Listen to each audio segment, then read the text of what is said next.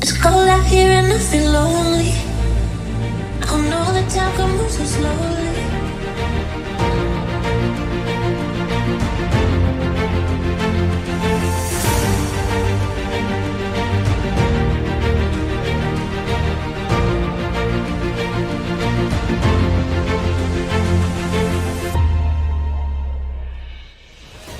Greetings and welcome to Milwaukee, Wisconsin, where the stars and cars of the iRacing Indy NXT Series will duke it out on one of the oldest speedways in America. This is the second to last round of the iRacing Indy NXT Series, and it's my pleasure, me, Sebastian Kinder, to be your host tonight for this round 15 on the VLC Online Racing broadcast channel. Accompanying me tonight is Julien Altena, actually, who's going to be pulling double duty as both announcer and also being the puppet master of this show. Of course, broadcasting with ATVO live timing by engineering, track cameras by trackcams22.com, IndyCar Onboard Cameras by Julien Altena himself, and custom IndyCar TV overlay by Andrew Schulte of SKS Graphix. Qualifying is done, and we'll take a look at our starting grid for today's race. The first row will be composed of Jared Corey and Bill Tarr. In the rearview mirrors, they will have George Ward and Chad Fellens. These two drivers will have in their rearview mirrors Michael Rosak and Patrick McDonough. The fourth row will be composed of Andre Alfieri and Eric Oliveira. The fifth row will be composed of Bill Walker and Thierry Vermeuren, and in their rearview mirrors, they will have in the sixth row Kaya Elderson and Christopher Horton. Behind this pair, we'll have the number one of Amon Lal and Michael Pietrak. The eighth row will be composed of RJ. Julien will probably correct me on the correct pronunciation, and Paul McCardle. That was it. There was no ninth row, and Julien, you haven't raced this car, but you did broadcast the Indy NXT Series here. What are you expecting from this race? Yeah, I'm expecting a really good one actually. First of all, hello everyone as well. Gonna be weird for me to do this one double duty, but yeah, we got an exciting race that's coming up ahead. 100 laps, 100 miles. We got 16 cars in the field, so that should make for a great race. If the VOR Indy NXT Series doubleheader from a couple months ago actually, is anything to go by, this is going to be a really great race. 1 mile, 100 laps to go for this race, as we're going to see the pace car exiting turn 4. Ladies and gentlemen, welcome to the penultimate round of the iRacing Indy NXT Series. Pace car is in, and here we go. We're green on Milwaukee.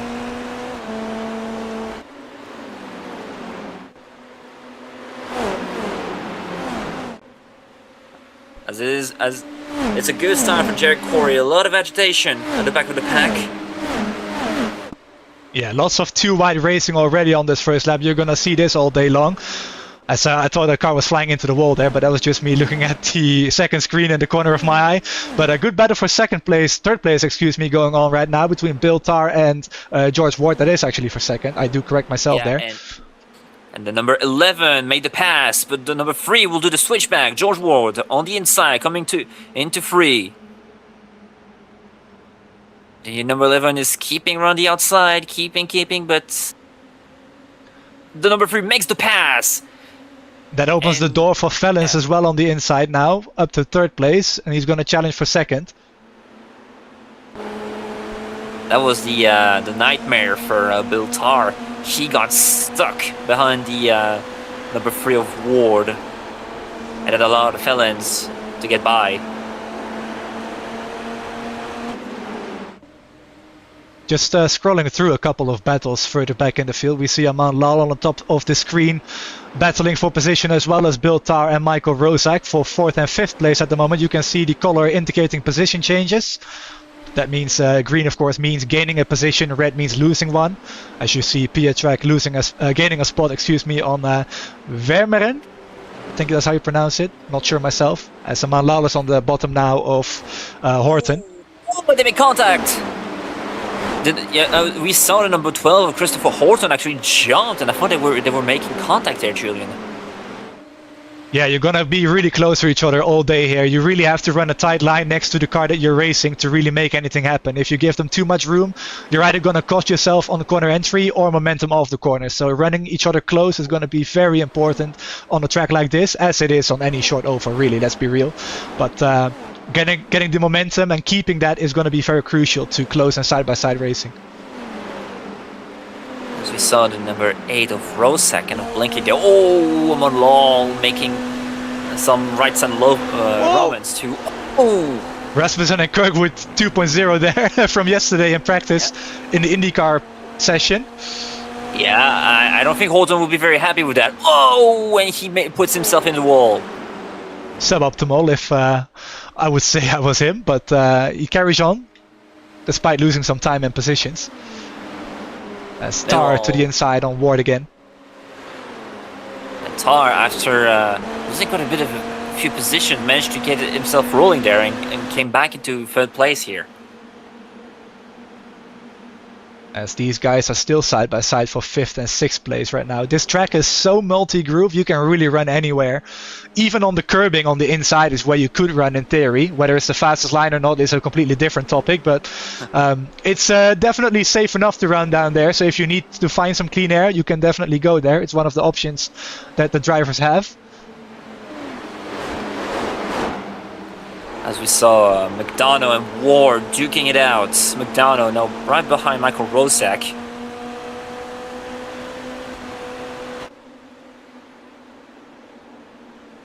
And at the moment, the racing is kind of calming down a little bit, but that's probably due to people cooling their tires down a little bit from all the dirty air they've been in so far. And I think one of the people, especially like Alfieri, who is currently running 7th, is just going to regroup and try again. I think Alfieri is one of the most improved drivers over the course of the oval portion of the season anyway. So he's making some good progress, and it's really going to show here as he's going to go to the inside of Ward. Down the inside he went. Still side by side, blinking kind of, losing ground on number 3, and he will have to stay behind for now. Ward with the outside lane, preventing... Oh, he came close to the wall there. Alfieri is still looking. You can just see his blue wing pop up on the right side of the screen.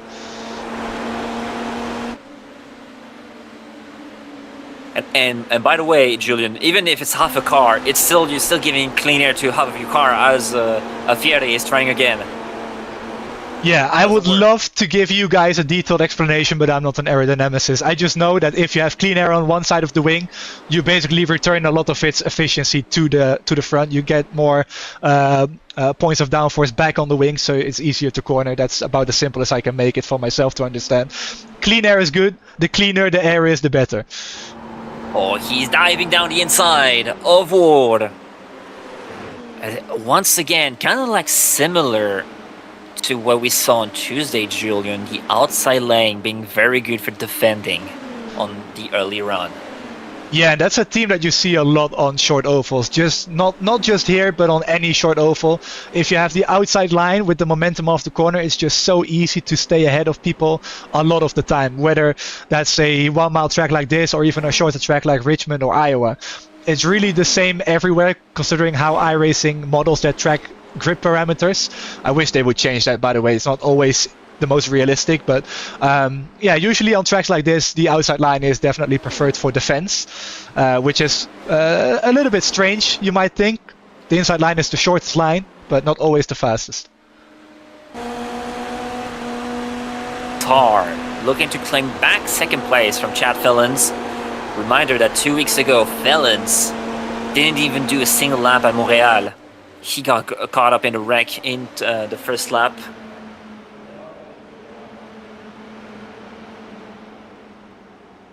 As Tar is hunting the number 9 car. Gave it a tough start for Tar, but he got his groove back up. Oh, contact between Lau and Elderson. And that's a caution. Yep, that's going to be a yellow. One. Oh, and there's another one involved. Caution. And those two weren't the best of friends after the VUR in the next series. I'm sure they're not going to be any better after today. Oh no. As Vermeuren is also a... Oh! Yeah. This is... Suboptimal. Yeah.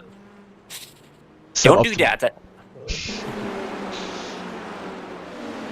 Yeah, trying to get a good angle of this one here. Wow, Vermeuren being the sadly the collateral of this wreck. Let's play this one in slow-mo, yeah.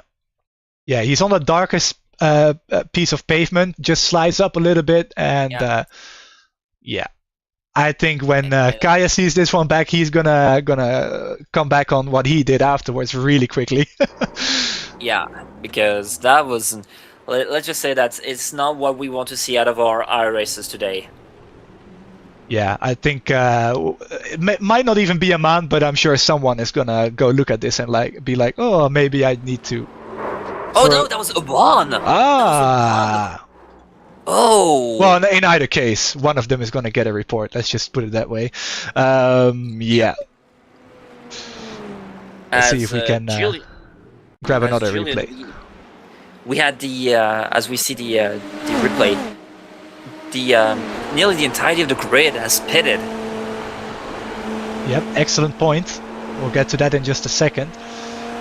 As we try to get the perspective of both drivers, so to speak. So you can see Alderson on the inside here, slides up on exit. And yeah, the first incident here definitely on Alderson, but what happened after that, we thought that was also Alderson, but that turns out to be a man. I don't think this is very excusable in any case. So yeah, we'll just grab an onboard with a man here. He's feeling the car out here, passing the other red car on the back straight. And yeah, that is pretty self-explanatory, and as someone who has to be a bit politically correct here, not something you want to see the car with the logo of the channel on the side to see that happening. So yep. Anyway, moving on. The leader is Michael Rosak, and we'll grab the last pit lap here as well. So the top three have stayed out. They are still running on the fuel and tires from the start of the race.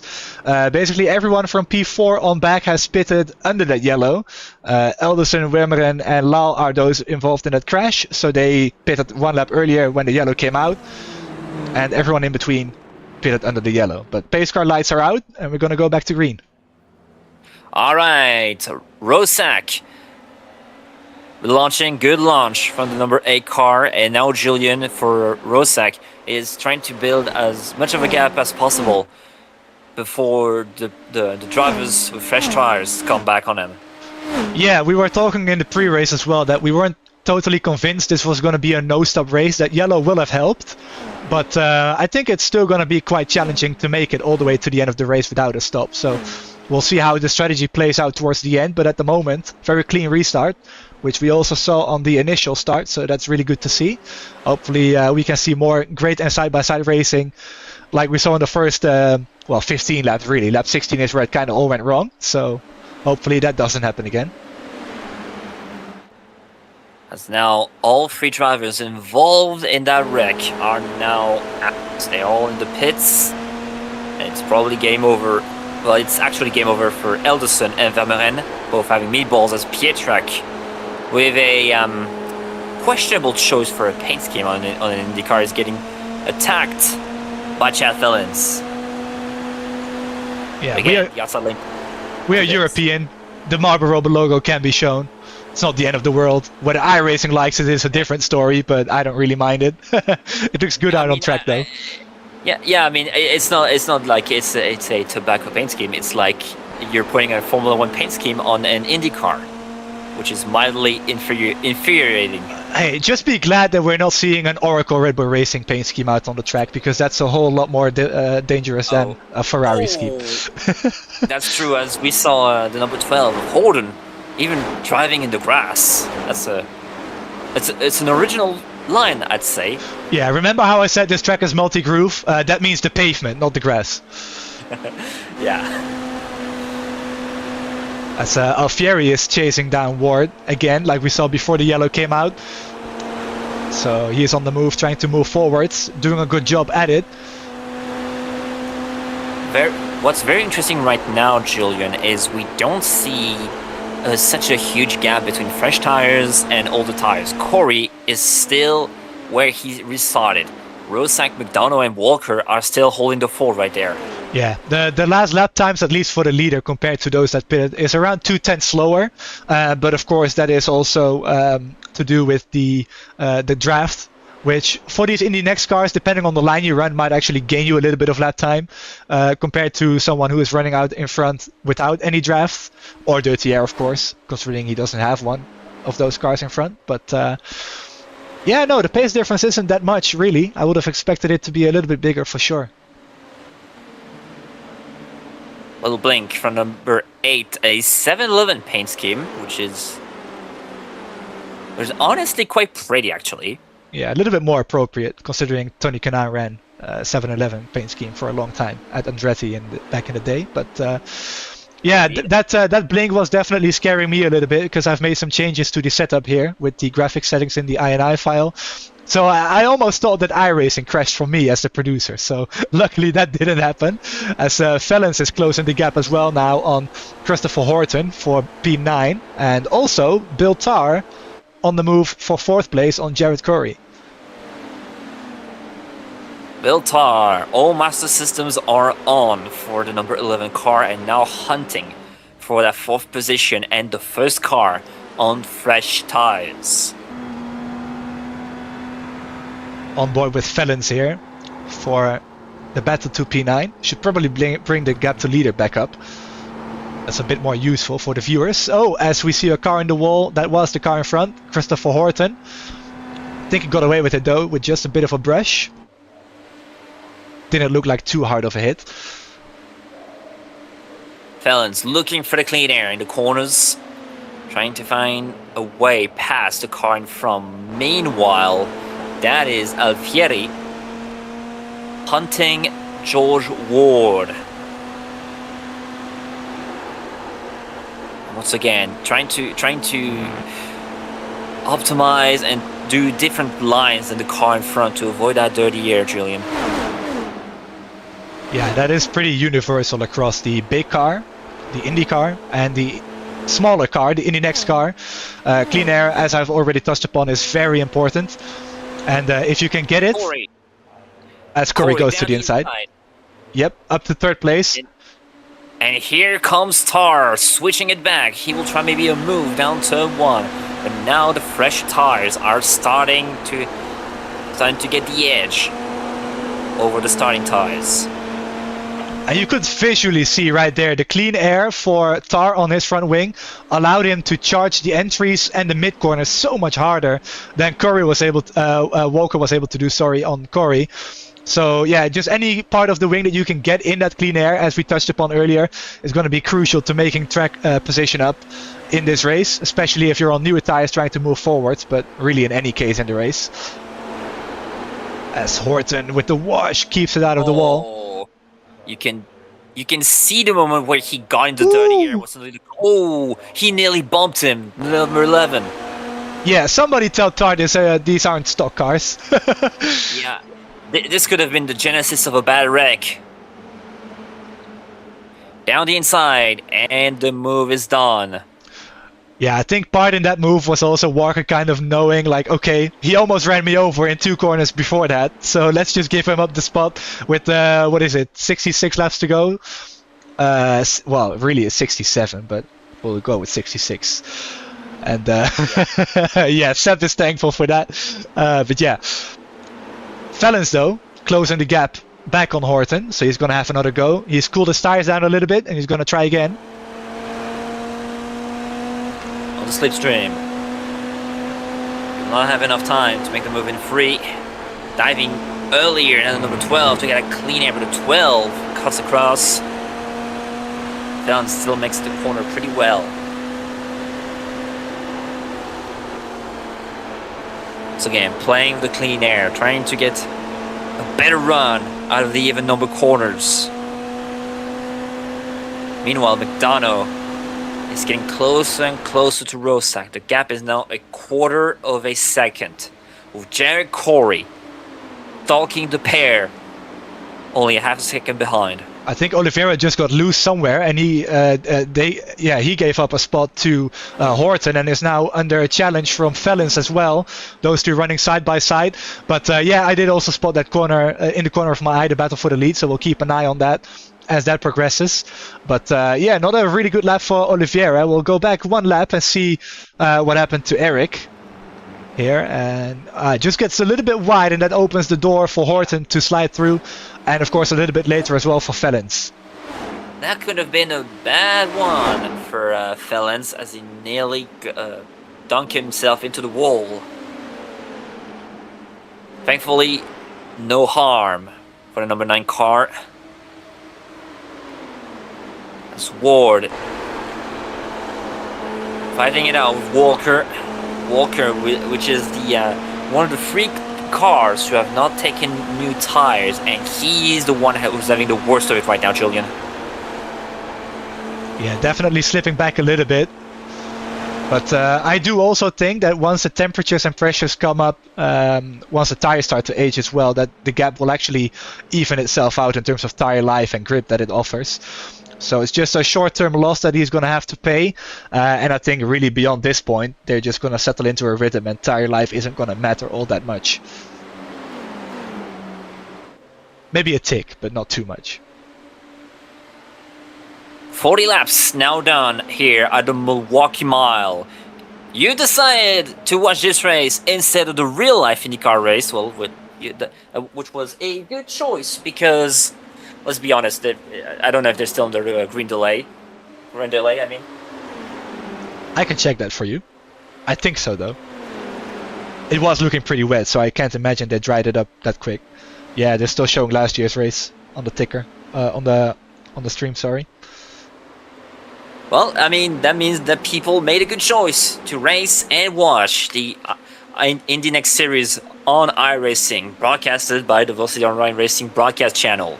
Michael Rosak made a savvy pit call and stayed on the track. Right now, Jared Corey just made the move on Patrick McDonough for second place. Jared Corey being the first car who pitted for fresh tires after the caution. Yep, and McDonough is slipping back. That's Tar now closing in as well. Just having a look. We'll try to queue up a replay from that pass for second in just a moment. And actually, I think now might just be a decent enough time for that. So we'll go ahead and do that really quickly and then get back to the live action.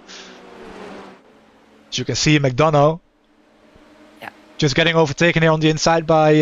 sorry, that's Curry getting overtaken there. Is it not? No, I was saying it right the first time. Yeah. Curry doing the overtake on Patrick McDonough. Clean as you like. Yeah, it turns out doing producing and commentating is quite hard. It turns out. Meanwhile, Bill Tarr just passed Patrick McDonough. The Sega Motorsport machine looking feisty. A tough start for the number 11 car, but he's now making almost nearly every good decision. And Corey, I mean, just look at the run he's getting, Julien. There's obviously a difference of grip between these two cars right there. Yeah, there's 2 battles going on at the same time, actually. One for the lead and one for third place. We'll try to cover both, but yeah, both of those drivers able to make something work, which is good for us as a viewer, of course, as it's getting really difficult to keep an eye on the battles because there's also one brewing for P8, so we'll have fun on this one. Oh, Corey was very wide out of turn 4. He's taking the lead, though. He has taken the lead. As here goes Horton on Felons for 8th place. These two have been duking it out for another past few laps, Julien. Down the inside, made the move stick now. Felons will try to send it back. And he does. He's gonna look back for it, though. We're switching and dialing and switching and bad dialing again. Horton cannot make the slide job work.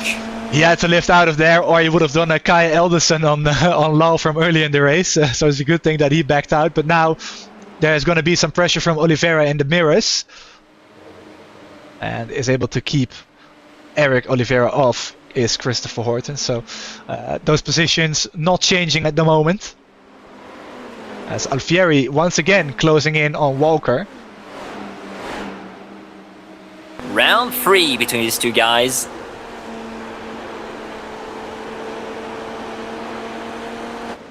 Or is it? Probably mistaking this for another fight. Anyway, We'll just say round 2.5 for them. round Oh, 2.5. slow car. That's good. Slow car on track. That's I think you can. I cannot pronounce it. Wittenweerde? There's supposed to be a special character, I think, on the timing screen, but I'm not seeing it. Either way, though, RGW, we'll just call him that. Parks it in the pit lane, was able to get off the track in time, and probably gonna call it a day there. So luckily no yellow for that slow-moving car. Not sure what happened. Maybe hit the wall. Could have even put in too little fuel. Maybe they ran a sprint series setup or something, like the official oval series, which is like 50 laps, I want to say. Probably, but I'm also thinking of maybe a hardware failure on their wheel, probably. That's also a possibility, yeah. I'll see if I can spot something. Ah, yeah. I found something, I think. We'll take a look at this. It's a crash Nice report on the spy. timing screen. Went wide at the exit of turn 2. Ah, yeah. Ah. That does look a bit like a hardware thing, that he suddenly moved to the left. Let's go on board with him here, see what this is like. So, already struggling a lot with the cornering speed. And then... I want to say... there is a toe damage somewhere. But where he would have had to pick that up, I really wouldn't know. Meanwhile, Bill Tarr just overtook Michael Rosak. Yep, that always happens when we're looking at something else that happened. But yeah. And Ward just passed Patrick McDonough. Alright, let's give this one an attempt, and we'll probably miss something else again. But we'll see what this battle was like. So going back to the previous lap.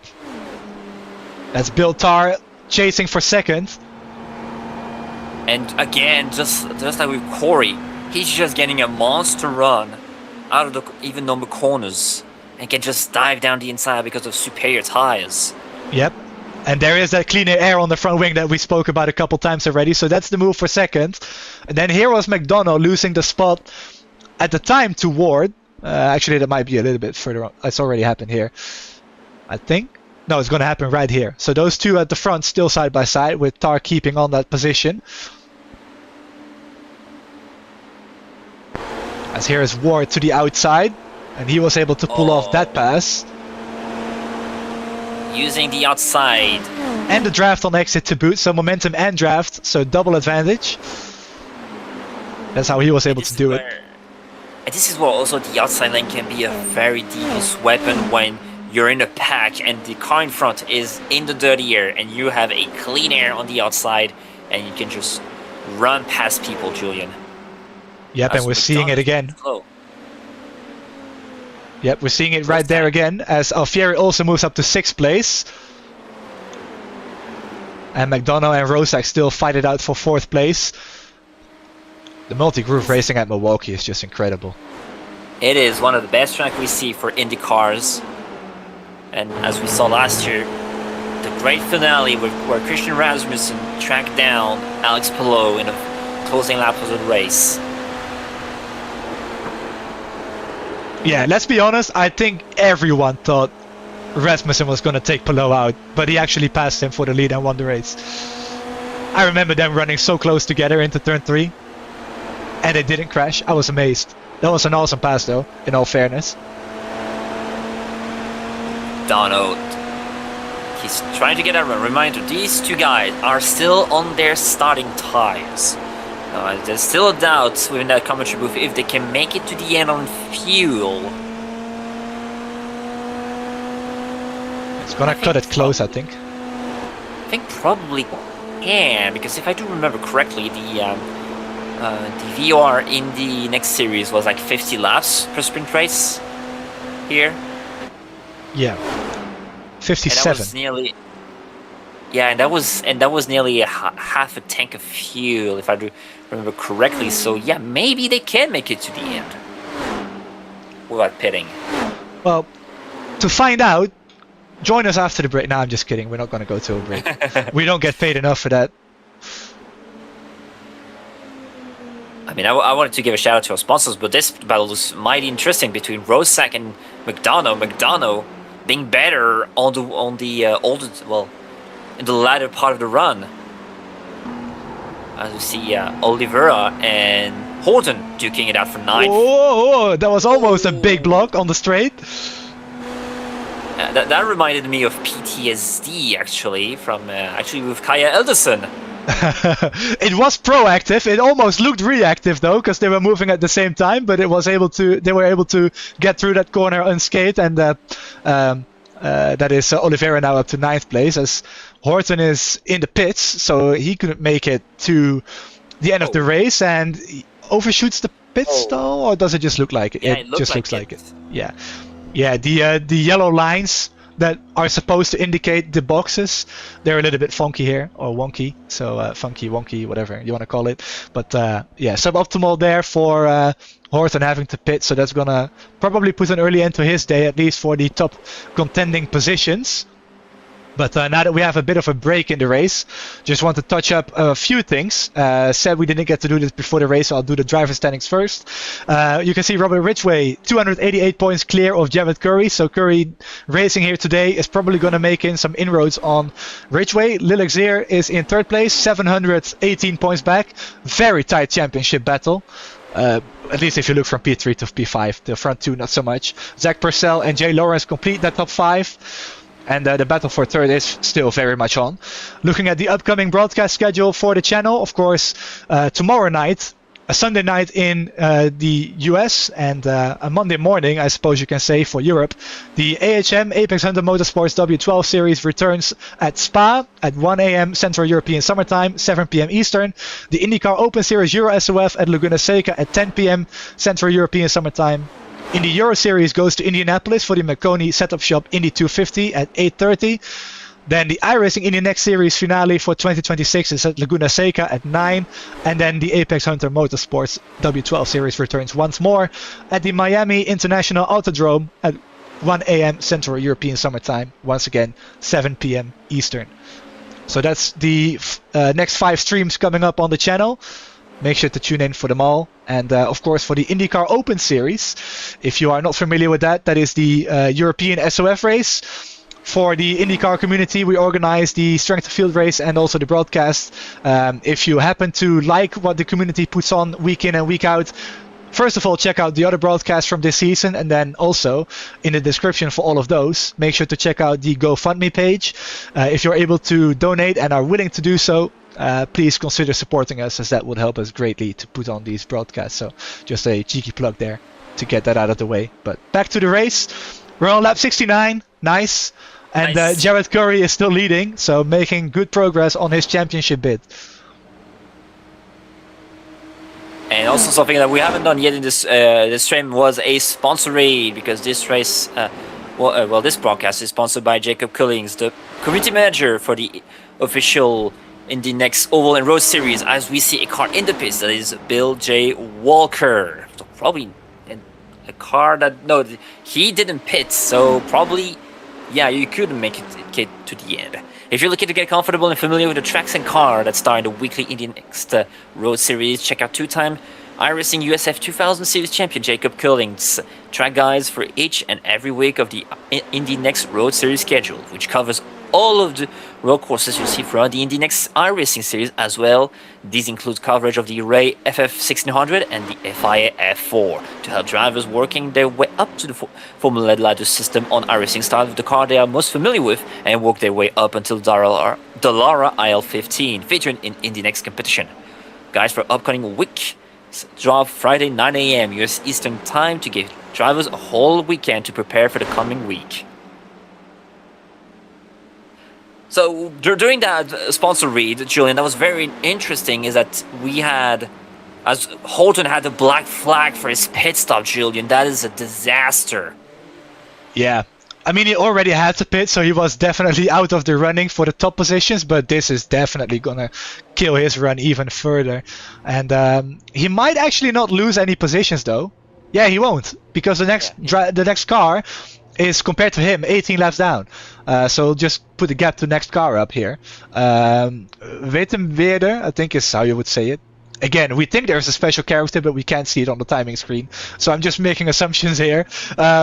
Yeah, he is 18 laps back compared to Horton. So Horton is only going to lose another lap to the leaders, and that's really it. So just going to get back out there, continue running laps. Don't lose as much safety rating and iRating as he could have done without finishing the laps, and should be okay. Exiting right in front of his... Oh, and here comes... That was Rosak. So 75 laps. And Julien, we gotta say that it's for fuel, because I don't think these guys would have sacrificed a top 5 or near top 5 results like that.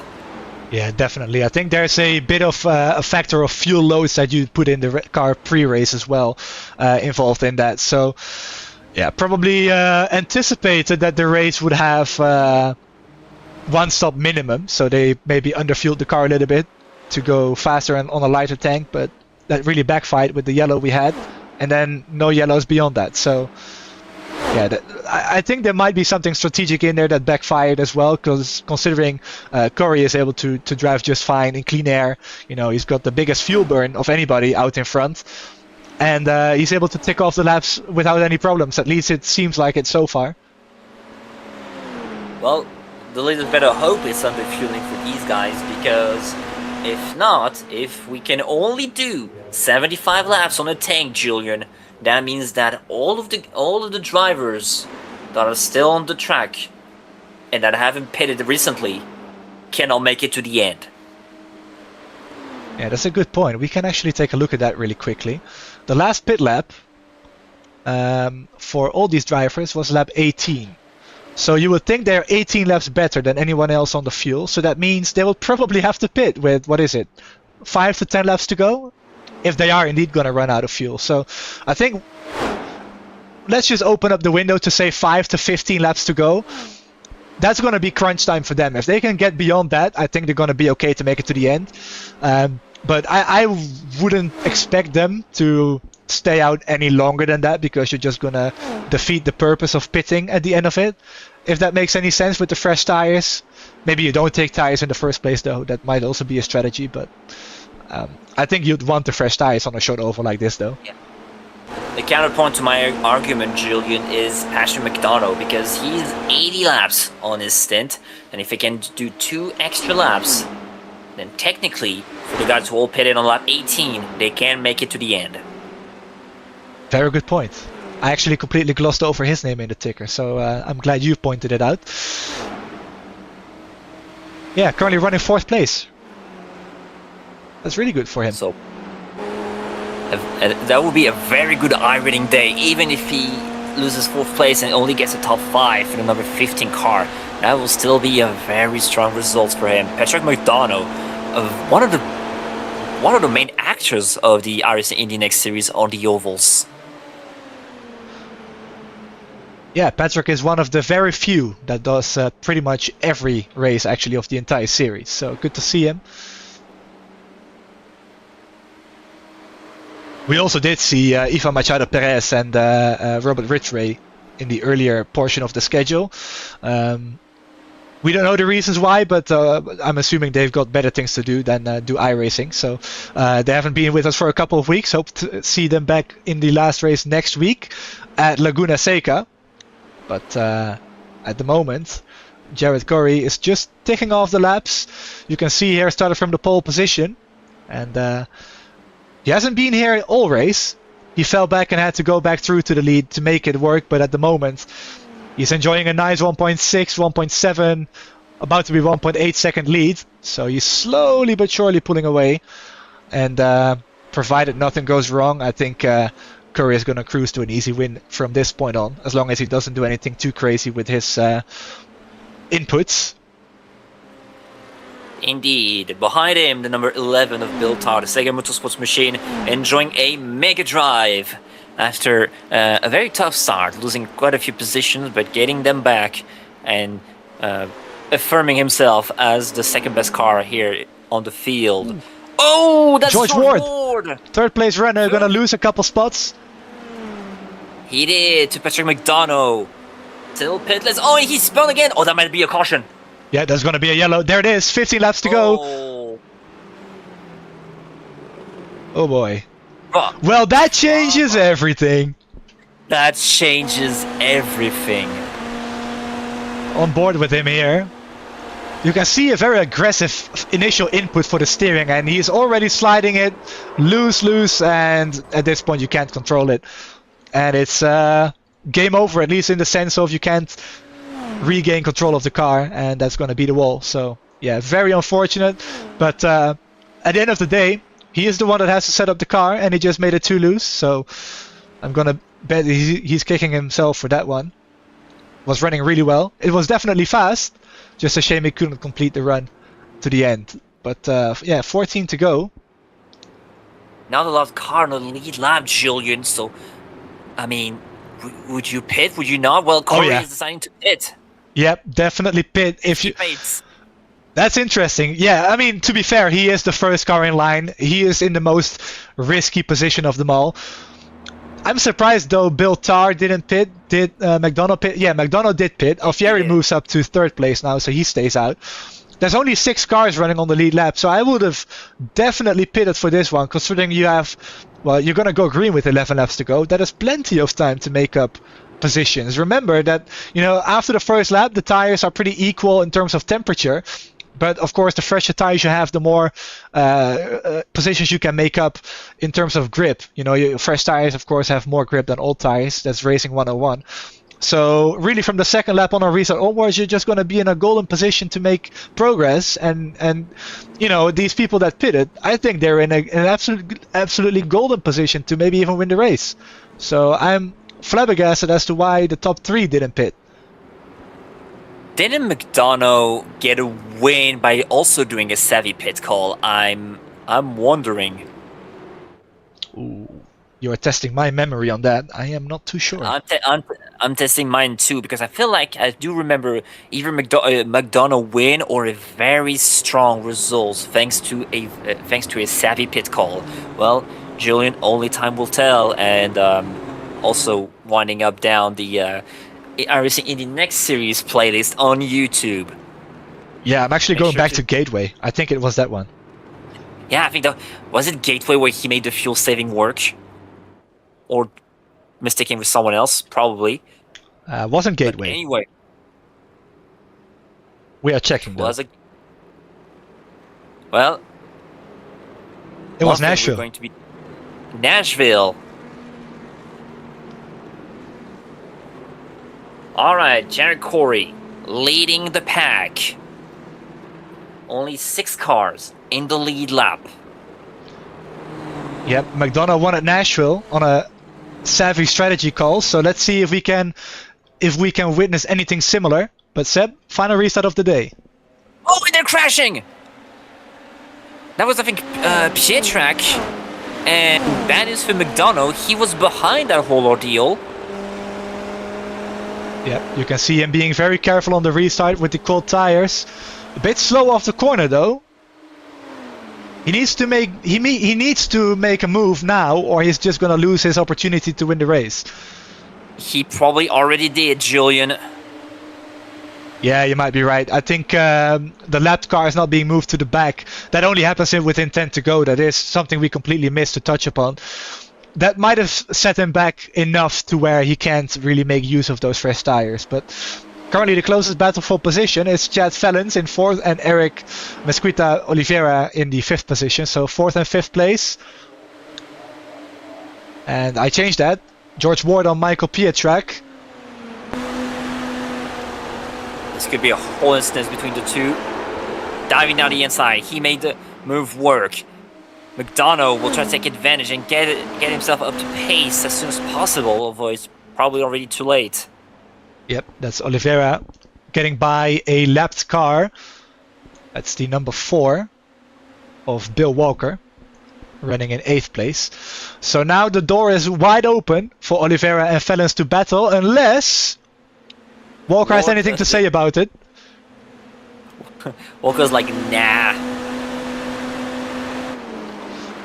Yeah, this goes back to the many year old discussion of when lap cars just need to stop getting involved in the battle for the lead lap positions.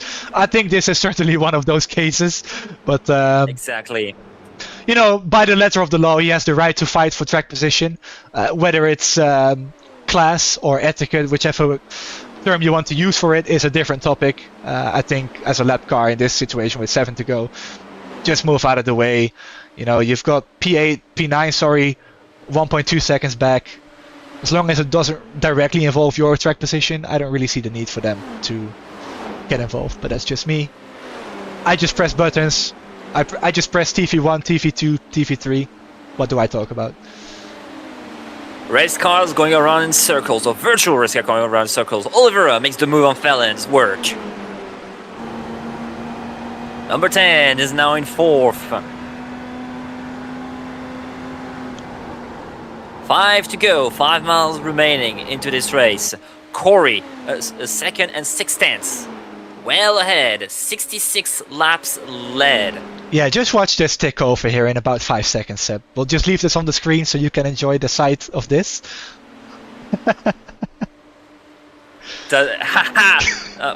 Shoot. Oh! He Did Corey just hit the wall? He got sideways. Big wiggle out of turn 2. Yeah, we have to quickly catch a replay of this. It's when the curse number. Yeah. Oh, loose. Oh, he did hit it. He did hit it. I knew something wasn't right, but he was able to keep the car under him. He's still enjoying a 1.6 second lead, so I'm sure he's going to be fine with 3 laps to go. So nothing to worry about. He just needs to kind of calm it down a little bit. He doesn't need to go fast anymore. He's already got it, as long as he keeps it on the black stuff. Meanwhile, battle of the teammates. McDonough made the pass on Fellens. Sadly, too little, too late for the number 15. Although it's still probably a result he would have achieved had this been going caution-free.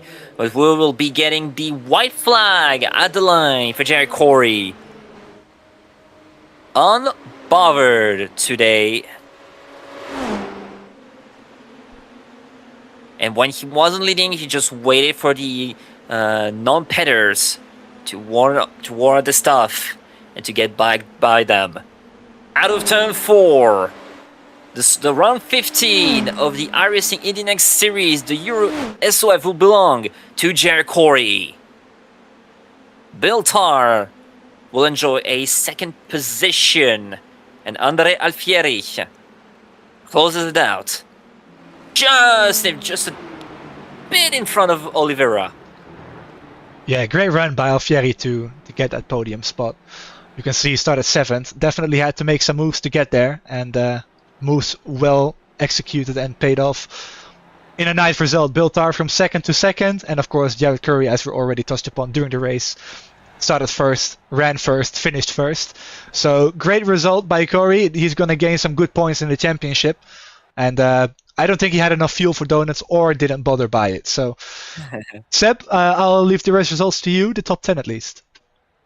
Top 10 for round 15 of the iRacing Indy NXT Series. Jared Curry will enjoy a nice win after leading over 70 laps today.